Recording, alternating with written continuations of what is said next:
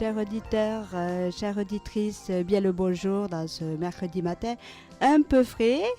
Nous allons parler, comme tous les mercredis de 10 à 11, du handicap, des personnes en situation de handicap, même temporaire, ou des personnes qui ont des difficultés au quotidien. Et pour commencer cette émission, je vous souhaite bien sûr une bonne et merveilleuse année. Et je vais dire bonjour à tout le monde parce qu'il y a beaucoup de monde ce matin. Il y a l'équipe quasiment au complet. Bonjour Carole. Salut à toi, salut à tout le monde autour de la table. Bonjour à Mitch, bonne année à tous les auditeurs et au monde entier. Au monde entier. Ouh, Carole est... Ça, c'est fait. Bonjour Patricia. Bonjour à tous, bonjour à Karine, à tout le monde et bonne année. Alors je vais vous souhaiter bonne année en plusieurs langues, si vous voulez, puisqu'on est écouté dans le monde entier. C'est ce que tu nous as dit, Karine? Oui, bien sûr, sur Internet, sur le site de Radio Occitania. Alors en occitan, Bona Anada. En breton, Blouavez Mad. En chinois, attention, excusez-moi pour l'accent, Xinyan Kie. En espagnol, Feliz Año Nuevo. En anglais, évidemment, Happy New Year. Voilà. Et en arabe, Sona Saïda. Ah ben, il fallait bien finir par ça, n'est-ce pas Patricia? Oui, une petite touche personnelle. Voilà, un petit bonjour à Momo. Voilà, un bonjour à Momo, bien sûr. Bisous. Bonjour Julien. Bonjour à tous, bonjour à toute l'équipe, bonjour à tous les auditeurs et très bonne année à tout le monde, très bonne année 2013. Et bonjour Marie. Bonjour à tous, bonjour aux auditeurs, auditrices et à toute l'équipe. Je vous souhaite une bonne et heureuse année avec santé, bonheur et surtout plein de rire et faux rire à partager. Mais je crois que je vais pas pouvoir rajouter grand-chose à tout ça. On espère qu'on sera écouté. À part souhaiter une bonne année à Mitch qui est à technique et qui nous fait le grand plaisir d'être là encore ce matin. Bonjour Mitch. Et de s'être coupé les cheveux. Merci Mitch.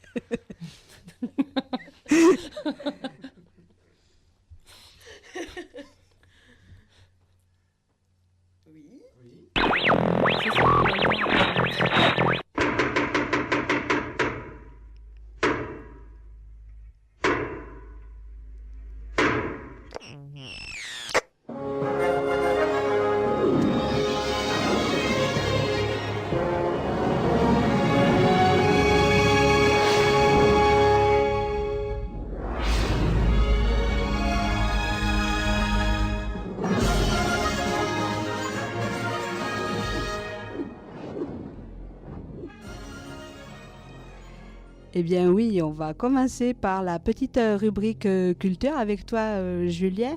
On va parler de livres audio. Oui, alors en fait, je voulais simplement, surtout signaler la sortie d'un livre audio qui me tient particulièrement à cœur, parce que c'était quelque chose que j'attendais depuis un moment. Il est sorti il y a un mois. Et en fait c'est à la mode en ce moment parce que c'est sorti au cinéma actuellement, ça va être une nouvelle trilogie en 3 parties. Il s'agit du livre, roman, le premier roman en fait de J.R.R. Tolkien, Le Hobbit, donc qui est sorti en livre audio chez Audiolib. Donc c'est lu par Dominique Pinon qui est un acteur fétiche de Jean-Pierre Jeunet entre autres, il a joué dans quasiment tous ses films.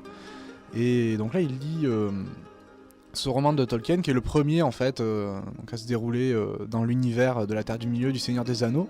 Et en fait c'est un roman qu'il avait écrit à l'origine pour ses enfants et qui a été publié finalement, et on lui a réclamé une suite, et cette suite ça a été donc Le Seigneur des Anneaux qui a eu un succès énorme qu'on connaît. Et donc je suis particulièrement heureux de la sortie de ce roman, Le Hobbit, parce que d'une part c'était un roman qui jusqu'à présent, en tout cas à ma connaissance, n'avait jamais été vraiment édité sous ce format-là, en livre audio, et d'autre part ça annonce peut-être éventuellement une future enfin édition du Seigneur des Anneaux qui existe par-ci par-là en braille, qu'on peut arriver à se procurer de manière très très difficile en l'empruntant à certaines bibliothèques qui l'ont, mais c'est pas évident du tout. Donc si ça pouvait le rendre accessible un peu plus de manière un peu plus diffusée, on va dire, ça serait quand même pas mal. Donc c'est édité par Audiolib. C'est un livre au format MP3 par contre, c'est un double CD donc format c'est pas MP3. C'est pas Daisy, non. Donc on peut le lire sur un ordinateur ou sur une chaîne IFI qui lit le format MP3. Voilà. Par principe des pistes, quoi. Voilà, c'est le principe de pistes MP3. Il y a 2-3 pistes par chapitre à peu près en général. Et donc c'est vraiment très très bien lu, c'est très prenant, très vivant. Je suis en train de le lire actuellement, là j'en suis à peu près à la moitié, vraiment c'est un régal. Tu peux peut-être nous redonner un peu le contexte de l'histoire, sans tout nous dévoiler, bien sûr. Alors le contexte de l'histoire, non, par contre, non, mais en fait le Hobbit c'est très simple finalement parce que bon, si tu as Déjà, vu c'est un genre fantastique. voilà, c'est genre fantastique, médiéval fantastique. Alors en fait, le film, si vous vous basez sur le film, il a vachement compliqué l'histoire pour le coup parce qu'il veut faire le lien avec le Seigneur des Anneaux. Mais alors l'histoire en gros, c'est un Hobbit, donc c'est une créature, un petit personnage en fait qui vit dans une région un peu isolé, enfin dans un endroit où il est très bien, c'est paisible, voilà, il passe sa journée à manger, il aime le confort, il mange, il fume, voilà. Et un jour, il y a un magicien qui vient le voir avec des nains en fait, 13 nains. Ils viennent le voir parce qu'ils lui demandent de l'accompagner dans une quête, parce que ces nains, ils ont en fait perdu leur royaume qui s'est fait envahir par un dragon qui a été attiré par l'or qu'ils avaient trouvé dans les mines dans lesquelles ils travaillent. Et donc ils veulent récupérer cet or et donc ils ont besoin de quelqu'un supplémentaire dans leur compagnie. Alors je vais pas dire pourquoi parce que sinon c'est un peu trop dévoilé. Et voilà, et donc ils ont besoin de lui et il l'emmène plus ou moins de force, en fait il lui laisse pas tellement le choix et donc lui il part avec eux et finalement il part à l'aventure et puis voilà, il va leur arriver énormément de choses. C'est une sorte de conte en fait, vraiment le Hobbit c'est écrit vraiment comme un conte. C'est surtout l'histoire quand même aussi, le Hobbit, c'est aussi quand même l'histoire de la conquête de l'anneau, enfin, de la découverte de l'anneau qui sera utilisée dans le Seigneur des Anneaux. Et c'est la présentation aussi du monde global créé par Tolkien qui a fait moult autres livres que Bilbo. Et c'est-à-dire qu'en fait, Le Seigneur des Anneaux, c'est une série, comme tu le disais, qui représente à peu près 17 volumes, qui est relativement énorme. Et quand on se base sur les versions cinématographiques, ils ont fait trois films qui regroupent à peu près... parce que chaque série a son évolution, parce que c'est un monde avec des petits lutins, avec des dragons, avec des personnages qui ont chacun leur spécificité magique et tout ça. Et quand tu parles du Hobbit, le Hobbit, c'est ce qu'ils appellent la nouvelle formule, c'est en anglais, excusez-moi, c'est Amazing, c'est-à-dire qu'il y a une histoire du départ, c'est-à-dire c'est le Seigneur des Anneaux. Et là, en fait, il remonte dans le temps mais sauf pour savoir pourquoi il y a eu l'histoire du Seigneur des Anneaux. Mais le Hobbit a été écrit avant. Oui, mais c'est pour ça. Mais c'est pour ça que commercialement, ils vont faire ça. Et dans les films. Et d'ici, je sais que la sortie du film, elle est pas encore faite. Ça va se faire, je crois, vers le mois d'avril ou. Enfin, Lequel film ? Le Hobbit, il est sorti, ça y est. Le premier est sorti, mais il y en aura 3. Il y en aura 3, voilà. Bon, c'est un peu, ça fait un peu pareil. Voilà. Mais là, vraiment, la guerre des étoiles. Mais il faut le dernier épisode, c'est en fait le premier, enfin, etc.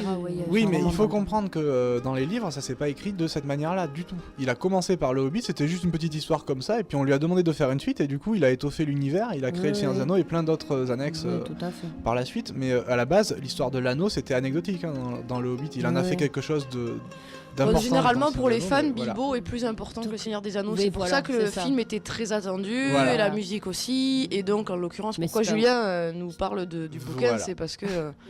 Voilà. Ce qui est remarquable, c'est qu'effectivement, on a une version audio et qu'elle est très récente et que pour une fois, on n'attend pas 10 000 ans pour la voir. Et ça me donne l'occasion de vous annoncer que la semaine prochaine, je vous parlerai justement du boom du livre audio parce qu'il s'adresse effectivement aux personnes ayant un problème de vision, mais aussi à un autre public et que donc commercialement, pratiquement toutes les éditions commencent à avoir une collection audio.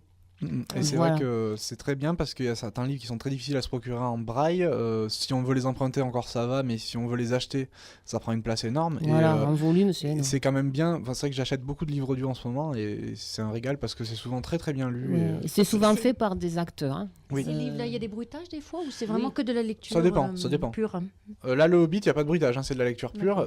Après ça dépend, il y a certains livres. J'ai lu notamment toute la série Un monde sans fin et celui d'avant, Les Piliers de la Terre. Là par contre ils se sont amusés à mettre des bruitages, des musiques. C'est très discret, ça prend pas trop de place, mais c'est vrai que ça rajoute un petit peu à l'ambiance. C'est pas mal, et puis ils sont deux, il y a un acteur masculin, un acteur féminin, donc du coup...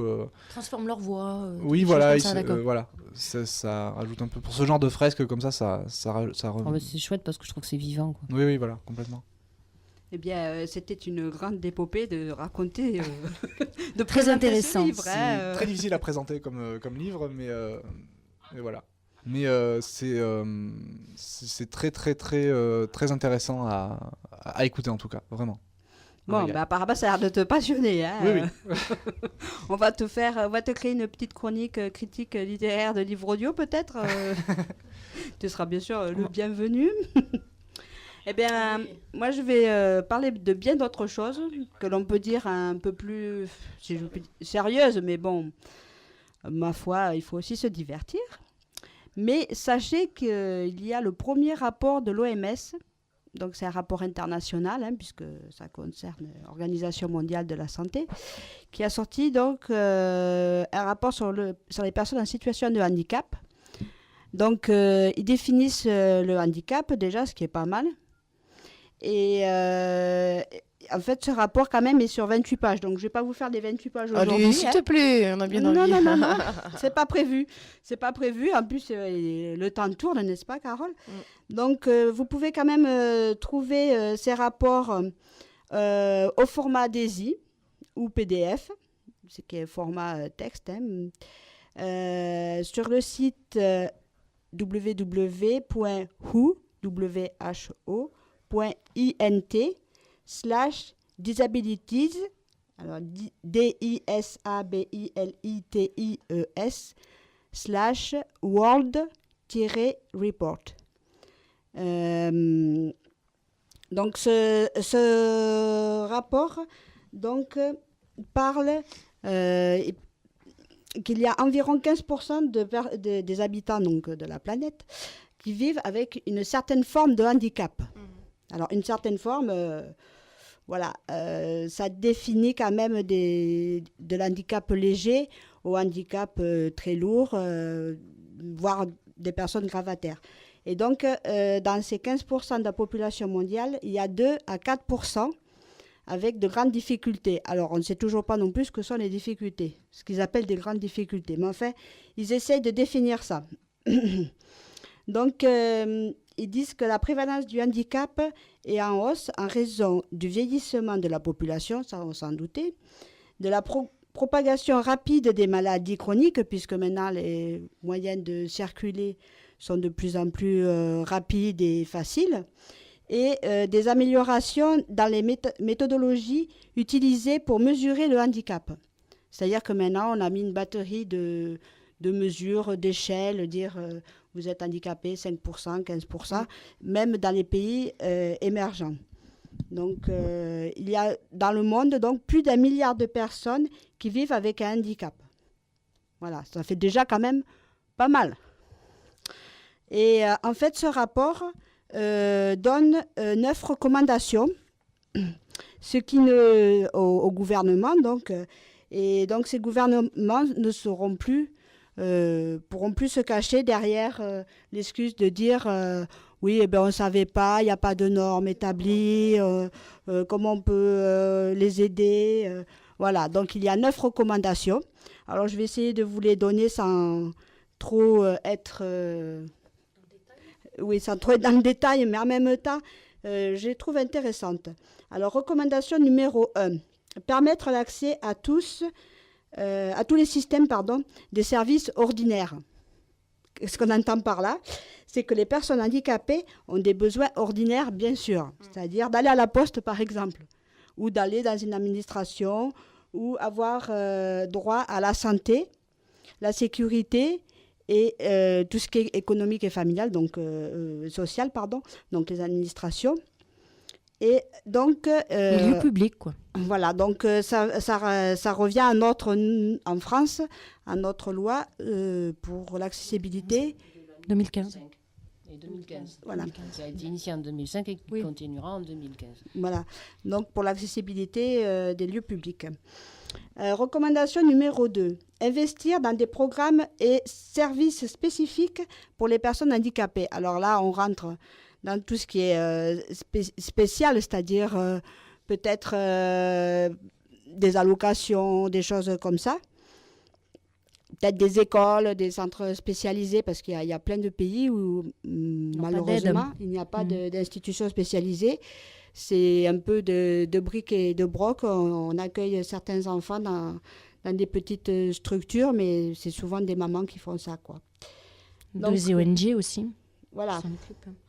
Donc, le plan d'action opérationnalise la stratégie à court et à moyen terme en établissant des mesures concrètes et des détails de mise en œuvre, en définissant des objectifs, en désignant les institutions responsables, ainsi qu'en planifiant et en affectant les ressources nécessaires.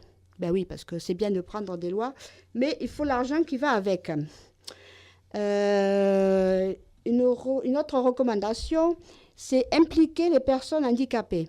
Alors c'est bien, oui, effectivement, de s'occuper d'elles, mais il faut aussi leur dire, ben voilà, vous êtes aussi acteur de votre vie, quoi. Éviter l'assistanat à tout prix, quoi. Donc, qu'est-ce qui rentre là-dedans? Le travail, par exemple. Recommandation numéro 5, développer les ressources humaines. Alors, ça veut dire former les gens qui vont s'occuper des personnes en situation de handicap, notamment, par exemple, chez nous, les AVS ou les aidants au quotidien. Notre recommandation, prévoir un financement suffisant et améliorer l'accessibilité économique. Il faut un financement suffisant et durable, parce qu'évidemment, c'est bien de mettre des services en place, mais il faut qu'ils durent. Des services publics pour s'assurer qu'ils couvrent tous les bénéficiaires ciblés et que les prestations soient de bonne qualité. Une autre recommandation, sensibiliser le grand public et lui faire mieux comprendre le handicap. Alors, il y a des opérations, par exemple, aller dans les écoles pour éviter la mise à part des enfants en situation de handicap. L'isolement. Et il se trouve que si on atteint précocement les humains, on va dire, qui grandiront avec cette idée qu'il existe des personnes en situation de handicap, mais capables de leur amener aussi quelque chose. Donc, il y a dans ce rapport des conseils de cet ordre-là. Et j'ai perdu la dernière proposition. Belle.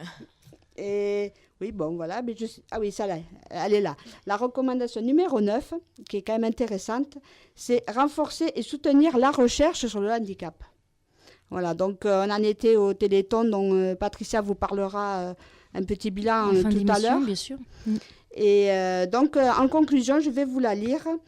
La CRDPH a établi un programme pour le changement. Le rapport mondial sur le handicap dresse le tableau de la situation actuelle pour les personnes handicapées en soulignant les lacunes dans les connaissances et en insistant sur la nécessité d'approfondir les recherches et l'élaboration des politiques.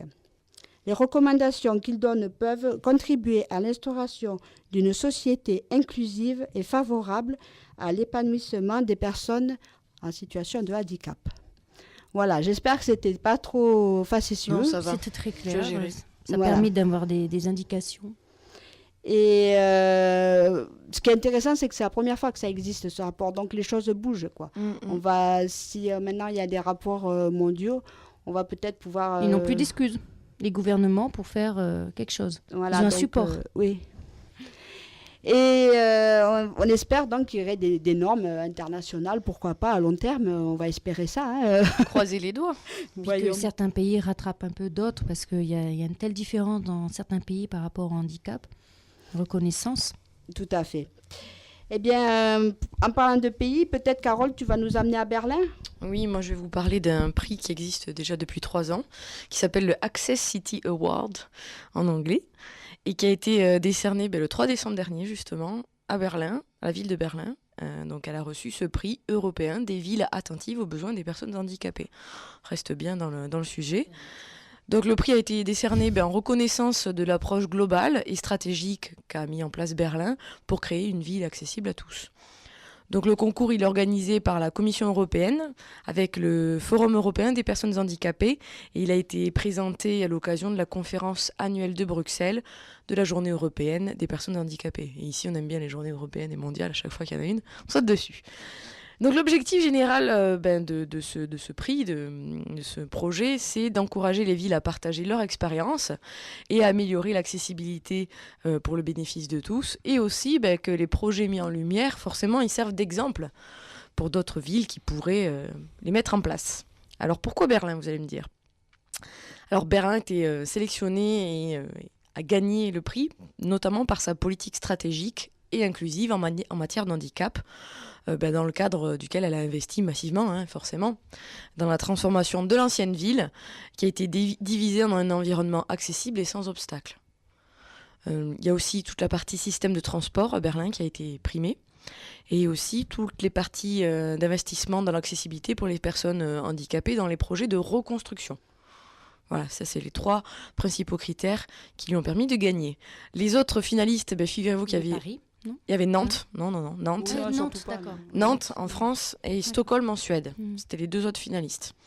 Alors, le prix, ça fait 3 ans que ça existe, qu'il est décerné. La première fois, il a été décerné à Avila en Espagne et la deuxième, Salzbourg en Autriche.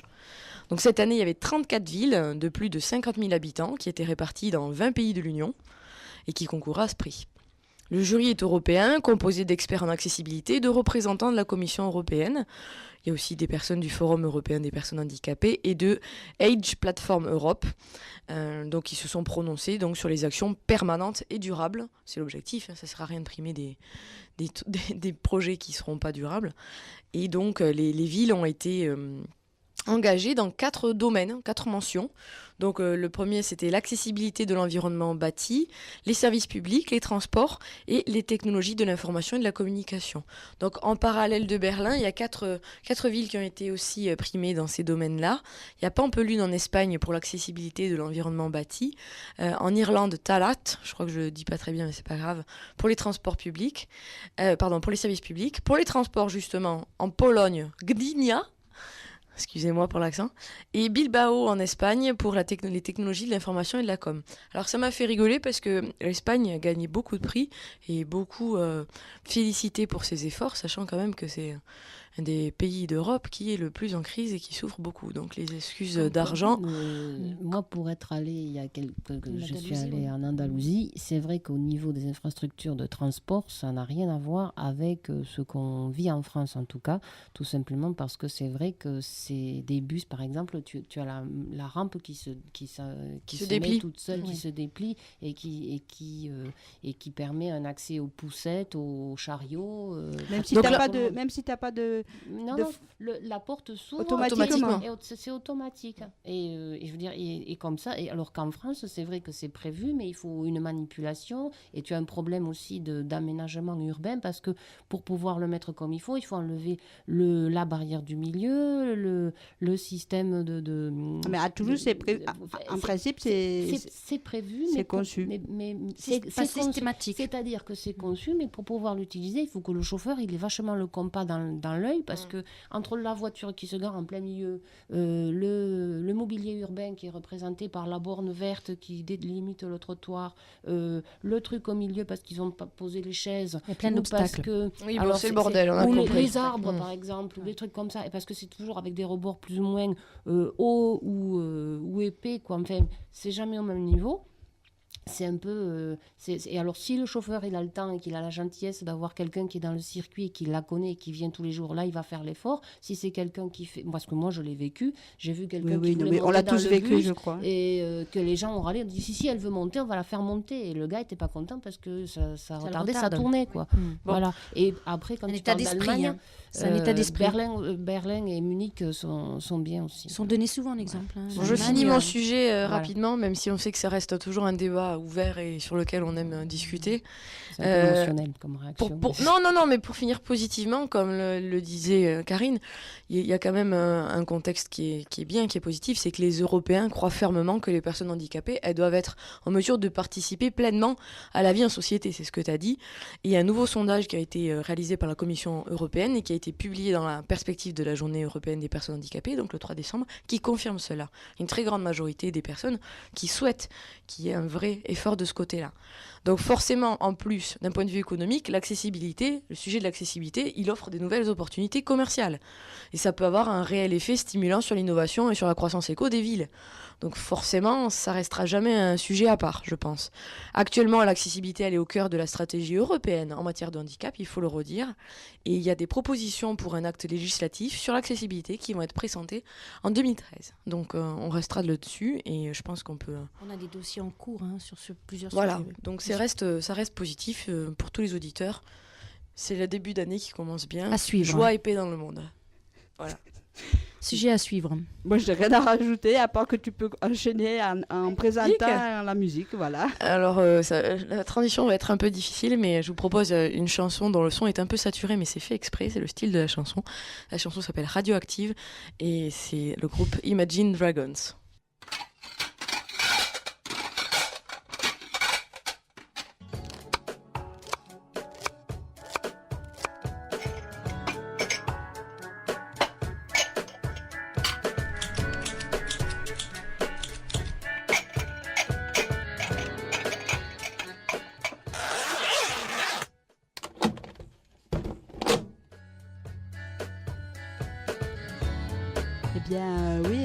Voilà notre petit jingle pour la vie au quotidien. Je veux juste faire un petit coucou et un gros bisou à Yves qui nous a appelé hors antenne. Bisous. Et regarde ta boîte mail, Yves. Marie, donc on va peut-être parler dans cette petite vie quotidienne d'argent. Oui, tout à fait. Alors aujourd'hui, on commence bien l'année parce que on va parler de toi. Et pourquoi je dis de toi parce Non, que pas de moi. Non, pas de toi, TOIT, excusez-moi.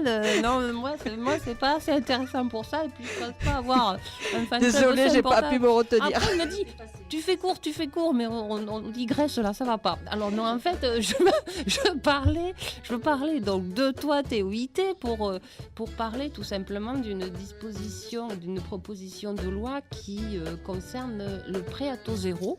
Alors, qu'est-ce que le prêt à taux zéro ? Alors, vous allez me dire, tout le monde connaît ça. Mais c'est surtout pour les personnes qui sont intéressées par le fait d'acquérir leur habitation. Et donc, il y a une proposition de loi qui est en cours pour permettre l'acquisition d'un logement neuf, vieux ou neuf pour les personnes qui sont handicapées et qui pourraient bénéficier de la disposition à taux zéro. Alors, c'est pour la construction, l'acquisition du logement, comme je vous l'ai dit, et ça concerne toutes les personnes handicapées qui sont en situation de handicap et qui souhaiteraient effectivement acquérir leur logement.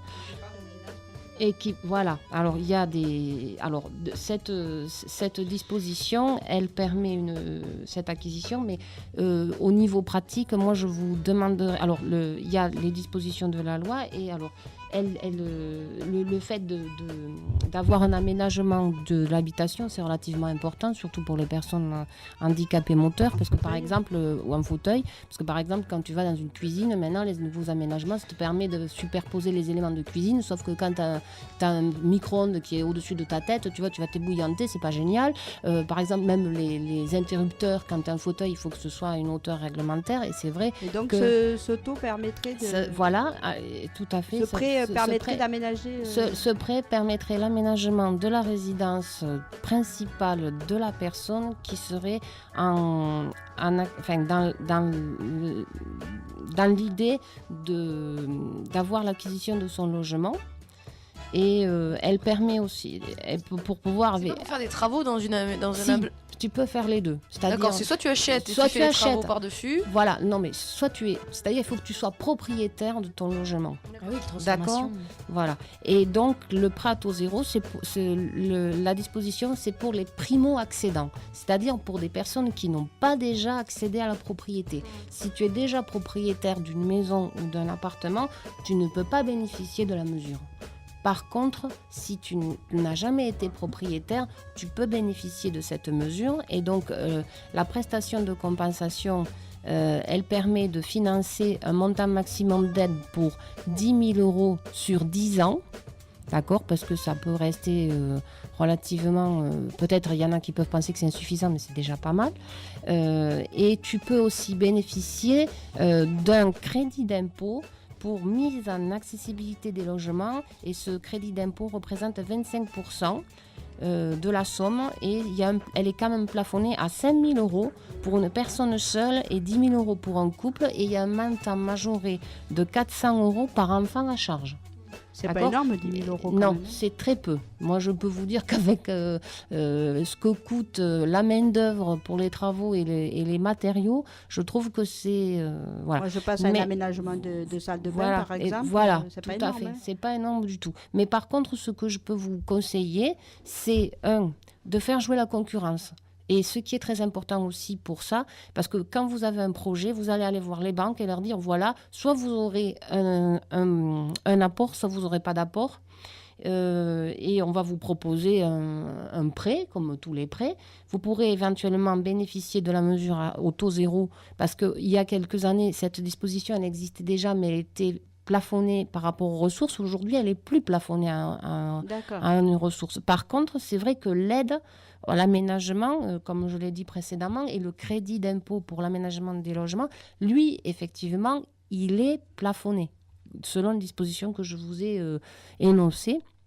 Et il y a quelque chose de très très important, parce que moi au départ je n'aurais pas fait attention à ça, c'est que quand vous allez faire le calcul, on va vous dire avec ou sans assurance. Alors faites très attention, parce que il y a des banques qui considèrent que l'handicap c'est une longue maladie et ils ne veulent pas vous assurer. Donc ils vont vous dire oui. Alors vous allez penser qu'ils vont vous prêter l'argent, et puis ils vont vous dire ah oui, mais est-ce que vous avez l'assurance ? Et moi pour l'avoir vécu, je me suis retrouvée à 48 heures de signer un document, et j'ai ah mais comment ça, j'ai pas d'assurance ? Ah non, mais vous on l'assure pas, parce que de toute façon vous êtes handicapé, donc vous avez l'assurance de crédit, voilà, l'assurance du crédit, attention. Donc là-dessus il faut être très clair. Il y a une autre chose à laquelle il faut penser, c'est que si vous avez un banquier, ce qui est normal comme tout le monde, vous avez le droit d'aller voir les autres banquiers pour savoir ce qu'ils vous proposent. Pensez à calculer et à avoir un taux à taux fixe et pas un taux variable, parce que là aussi ça s'envole et bonjour. L'assurance, c'est très très important. Et il y a aussi une démarche à faire aussi, c'est d'aller dans les salons de l'immobilier, parce que là tous les organismes de crédit se présentent, et donc vous allez voir tout le monde. Vous n'hésitez pas. Hein. Et là, vous faites jouer la concurrence. Il n'y a aucun problème. Je confirme par rapport à l'assurance. Toute personne handicapée a droit à assurer son crédit. Oui. Alors, si jamais les personnes avaient des difficultés pour se batailler. Non, mais même sans se batailler, moi, je sais que au niveau de... Il y a un organisme qui existe pour toute personne qui est en maladie ou en situation de handicap et qui serait rejetée par les organismes dits conventionnels. C'est un organisme qui s'appelle Assuréa, et vous aurez toutes les informations, et ça se fait par Internet et tout ça, il n'y a aucun problème, sur le site gouvernement.fr. Merci et Marie. Donc il y a plein d'informations pratiques, et il y a acquérir son logement, et donc vous faites défiler les pages et vous y allez, quoi. Bien, voilà. merci alors bien. Surtout restez au chaud et tout ça. Oui, voilà. Et en parlant de maison, Julien, quand tu es rentré du réveillon, tu as bien retrouvé ton chemin ? Oui, tout à fait. C'est pourquoi je dis ça. Oui, tout à fait aussi. Parce qu'il paraît que tu as testé plein de bouteilles de vin. Alors concrètement, je les ai pas vraiment testés en fait. Non. Tu les as bu sans tester, sans goûter. Voilà, je les ai juste bu. Non, mais non. En plus, j'ai pas eu l'occasion de. C'était une plaisanterie, mais c'est juste voilà. Ah, toi qui T'as un avais petit sujet le droit de boire et pas de conduire. Exactement. Quand même, Bon, tu ne conduis pas? Je pensais dire soit en introduction, soit en fin. Je savais pas trop parce que je dis quand même on va parler d'alcool. Il faut quand même faire le petit message préventif traditionnel avec modération. Moi, je pensais dire boire ou conduire. De toute façon, on n'a pas le choix, mais je sais pas, j'hésitais. Non, mais nous, on a choisi la naissance, Julien. Allez, va. Donc, bon, ça c'est fait. Voilà, au moins, voilà. Donc, alors, tout ça pour parler effectivement d'un phénomène qui se propage depuis une dizaine d'années à peu près. C'est les étiquettes de vin en braille. En fait, alors c'est encore pour l'instant au stade de... Bon, il y a quelques producteurs qui le proposent, mais ça se développe de plus en plus. Il y a de plus en plus d'initiatives comme ça qui sont faites par des producteurs. Alors c'est vrai que les étiquettes en braille, ou les emballages marqués en braille, ça existe depuis quand même pas mal de temps. C'est plus ou moins bien fait. Ça, en ce moment, ça évolue plutôt bien, je trouve. Il y a pas mal de produits qui sont marqués. Le souci qu'il y avait avant, c'est que les points avaient tendance à s'effacer. Maintenant, je trouve que c'est beaucoup moins le cas.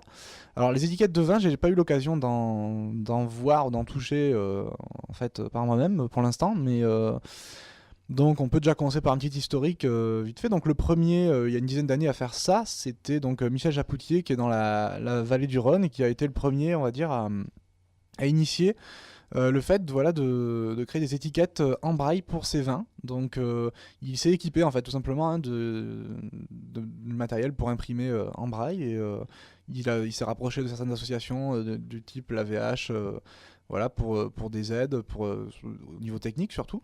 Et donc il a équipé donc toutes ces bouteilles de vin avec ces étiquettes en braille. Alors il y a un petit truc très rigolo dans l'article que je voulais vous lire quand même parce que il a quand même précisé, attention, en majuscule, hein, attention, 2 points. Donc, suite à quelques remarques de nos clients, il faut souligner que nos étiquettes ne sont pas détériorées, mais qu'elles sont écrites en braille. C'est très drôle, c'est joli. Parce que effectivement, les gens qui devaient avoir des points sur les étiquettes, parce que ça s'adresse pas uniquement au public déficient visuel, ça s'adresse à tout le monde. Toutes les étiquettes sont pareilles et c'est écrit en noir et en braille. Et donc, il y a des gens qui ont dû... Donc ça doit vouloir signifier que je pense que les points doivent être bien visibles et bien lisibles à mon avis. Voilà, si les gens l'ont... Et les gens qui connaissent pas, qui sont un peu trop portés sur la bouteille, ils se disent mais qu'est-ce que c'est que cette étiquette? Voilà. Du coup, il y en a qui doivent penser que c'est pour mieux tenir la bouteille justement. C'est un antidérapant. Oui, c'est ça, pour éviter que ça glisse. Antidérapant, ouais. Pourquoi pas. Bon, ça dérape là.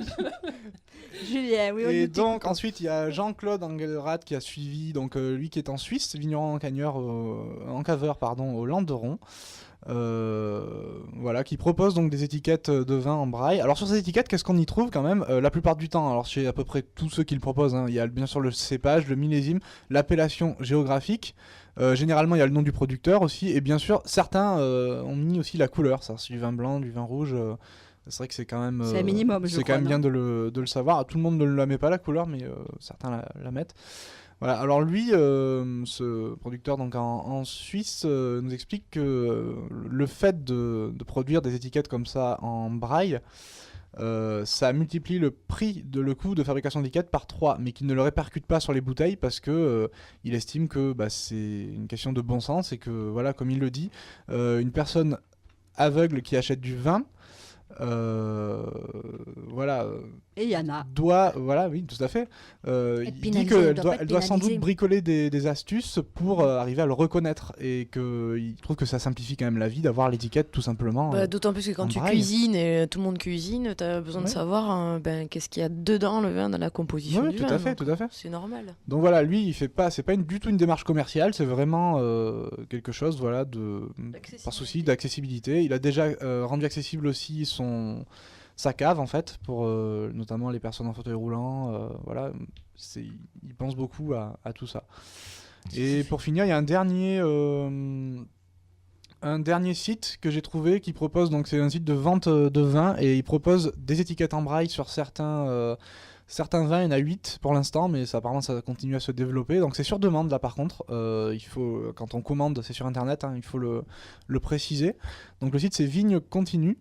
Et donc ils ajoutent sur demande les étiquettes. Alors je vais aller voir sur le site, c'est tout à fait accessible. Il y a un gros lien étiquette en braille en haut de la page. Si vous y allez avec JAWS 12 ou plus, vous verrez. Donc le site c'est www.vignecontinue.fr. Voilà. Et donc là vous avez le choix, c'est sur demande le catalogue des étiquettes. Des étiquettes en braille, vous le demandez et puis vous verrez quels vins peuvent être étiquetés. Et si ça vous intéresse, après vous pouvez donc le demander.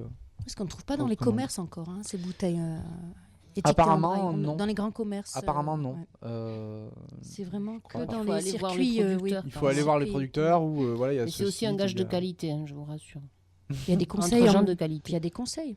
Alors, oui, aussi, vu l'heure, je ne sais pas si c'est possible, mais on va peut-être écouter le deuxième morceau de musique, Carole. Oui, on va écouter encore un peu de rock aujourd'hui. La chanson, c'est Ne parle pas aux étrangers en anglais, donc c'est Don't Talk to Strangers. Et le groupe, c'est Headley. Ça fait toujours rire Patricia quand je parle en anglais. Mais c'est les titres que tu choisis à chaque fois. Mais c'est fait exprès.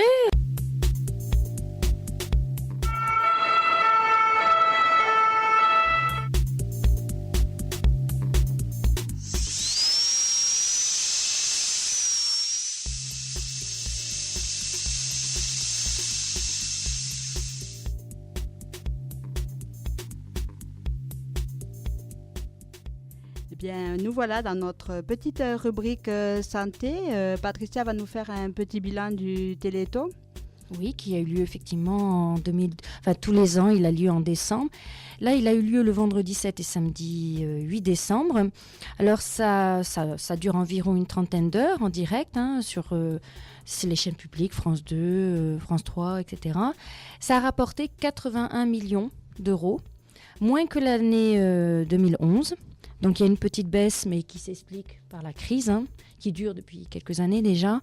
Donc les gens sont généreux, mais il faut qu'ils pensent aussi à leur quotidien. Donc je me demande quand même s'il n'y a pas une lassitude aussi.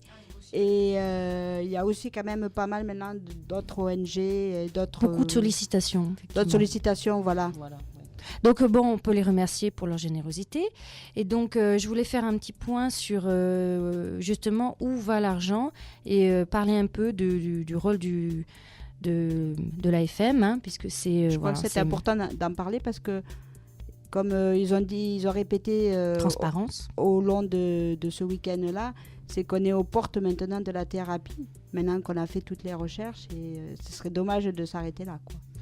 Qu'il y a beaucoup de gens qui ont perdu la confiance aussi dans le don et dans où va l'argent dans le Donc tu vas nous en parler. Alors justement, donc l'argent va à la recherche et principalement, et il y a un reliquat qui va aux actions sociales en faveur des familles. Alors comme on le disait, ils insistent sur la transparence totale de ce qu'ils font avec l'argent. Donc il y a un site de l'AFM qui peuvent être consultés sur Internet où tout est expliqué. Il y a des chroniques avec par rapport à la recherche, par rapport aux aides aux familles. Donc il y a 36 essais cliniques pour soigner une trentaine de maladies rares qui sont faits. Ces essais débutés à la fin des années 90 ont déjà permis la mise au point de médicaments. À titre d'exemple, l'un d'entre eux permet de soigner le syndrome de Lambert-Eaton, pour ceux qui connaissent, une maladie qui entrave les transmissions entre les nerfs et les muscles. D'autres traitements ont permis aux malades de gagner jusqu'à 15 années d'espérance de vie. Ensuite, il y a le 250 programmes de recherche, dont certains très lourds, pluriannuels et réalisés en partenariat avec des instituts publics, tels l'Institut Pasteur ou l'INSERM, sont assurés. 50 bourses sont attribuées aux jeunes chercheurs. Il y a aussi un institut des biothérapies de 650 chercheurs, regroupant 4 laboratoires, Institut de myologie, Généton, Atlantique Gène Thérapie et ISTEM, a été créé en 1996. Alors, selon Serge Braun, il constitue une vraie force de frappe contre la maladie. Les chercheurs sont au contact des malades, pratiquent des diagnostics et administrent des traitements. La particularité justement de l'AFM, c'est que les chercheurs ne sont pas dans leur laboratoire et vont au contact. Et c'est ça la particularité aussi et qui fait aussi le succès de l'AFM et du Téléthon, c'est que les portes sont ouvertes et on peut leur rendre visite dans leur laboratoire. Surtout, ce qu'il disait, c'est que maintenant, ce qui est assez formidable, c'est que dès qu'il y a une maladie, une mutation génétique, donc une famille atteinte, ils lancent un programme de recherche en fait pour cette nouvelle maladie en fait qui est découverte ou créée d'ailleurs par une mutation génétique. On n'attend plus avant jusqu'à il y a qu'il y ait un certain nombre de maladies. Voilà, jusqu'à il y a 10 ans encore, on attendait qu'il y ait une dizaine de personnes. Et évidemment, qui dit maladie rare, dit pas beaucoup de personnes. Et encore moins des personnes qui veulent faire des dons ou qui veulent se déplacer à Paris, parce que c'est vrai que ça demande quand même... un investissement. Oui, il faut aller jusqu'à Paris, il faut faire des prises de sang, il faut attendre de longues heures dans les salles d'attente des hôpitaux. Et... C'est pour ça qu'on parlait du petit Ange la dernière fois, dans une autre émission, où souvent ils doivent partir à l'étranger. Pour avoir ou un traitement.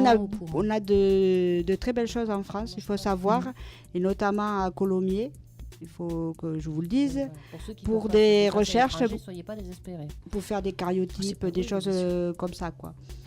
Et en fait, justement, une des dernières actions, c'est les actions sociales d'aide aux malades et à leurs familles sont également mises en place. Il s'agit de mettre en place des villages répits pour les familles, d'organiser des structures d'accueil pour les malades ou d'aider les familles dans les démarches administratives, par exemple, pour l'obtention d'un fauteuil. Pour les gens qui auraient besoin de matériel spécifique pour leur handicap. Et je finirai par quelques chiffres. Alors, une maladie rare signifie, comme tu disais, une personne sur 2000 touchées, 7000 maladies rares, à peu près, recensées, 3 millions de Français sont concernés, 60 enfants ont été traités par thérapie génique, entre autres une rétinite pigmentaire ou adrénoleucodystrophie. 36 essais cliniques sont en cours et enfin 250 programmes de recherche initiés. Voilà, donc lorsqu'on donne effectivement au Téléthon, voilà où ça part, entre autres. Et après, s'ils veulent plus de renseignements, ils peuvent toujours se connecter sur le site de l'AFM. Eh bien, merci bien, Patricia. C'était important de faire le point. Oui, mais tout à fait, oui, c'était une bonne idée. C'est un peu notre rôle aussi. Et bon, bien, peut-être à peu près sans transition, on va passer à notre agenda parce que l'émission touche à sa fin. Déjà. Encore une émission trop courte. Hein. On va demander bientôt la matinale, je vous le dis. Moi. Il y a tellement de sujets à aborder. On va agrandir l'équipe, on fera la moitié en occitan, la moitié en français. Enfin, on va voir. Hein.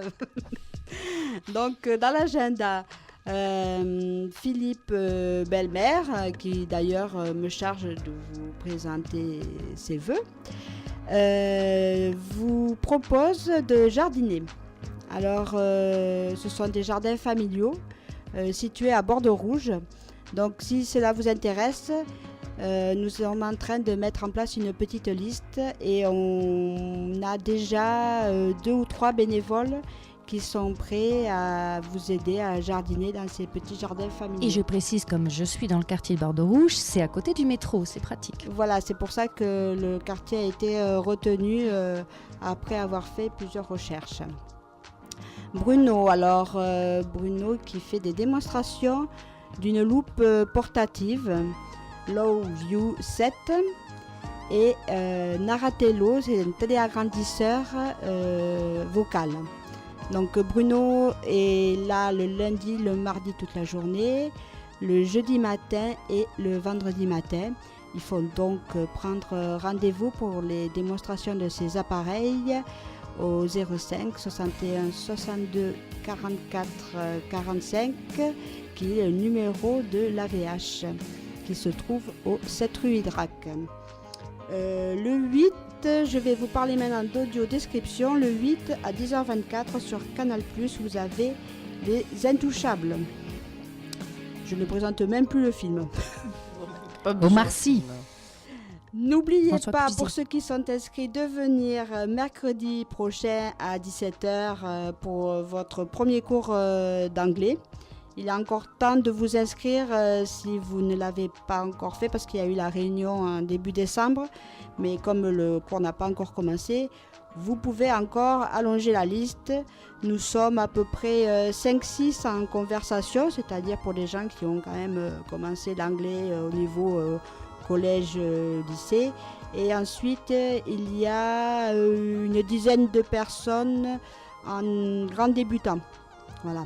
Donc si vous voulez apprendre les mots de base, comment vous appelez, où vous habitez, tout ça, vous pouvez venir aussi. C'est mercredi prochain à 17h. Pour finir, je peux vous dire que dimanche 13, il faut aussi vous inscrire. C'est à 11h, c'est une visite sensorielle du musée Saint-Raymond. Je vous redonne vite fait le numéro, c'est au 05 67 73 81 64, 05 67 73 81 64.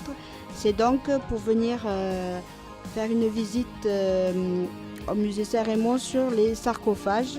C'est une visite très intéressante tactile, dont on vous a parlé déjà dans une émission précédente. En film, sinon, vous avez lundi 14 à 20h50 sur Arte, Une nuit américaine, qui est un film qui a obtenu un Oscar, qui raconte un tournage de film. Et mercredi 16, jeudi 17, je finirai là-dessus. Donc mercredi 16 à 14h et jeudi 17 à 10h, vous avez les expositions Imagine, guidées et expliquées donc aux personnes déficientes visuelles. Il faut là aussi s'inscrire au 05 62 27 45 86, 05 62 27 45 86 ou sur bibliothèque@mairie-toulouse.fr. Et je vous souhaite une excellente semaine. Bonne semaine. Et on vous retrouve mercredi prochain à 10h.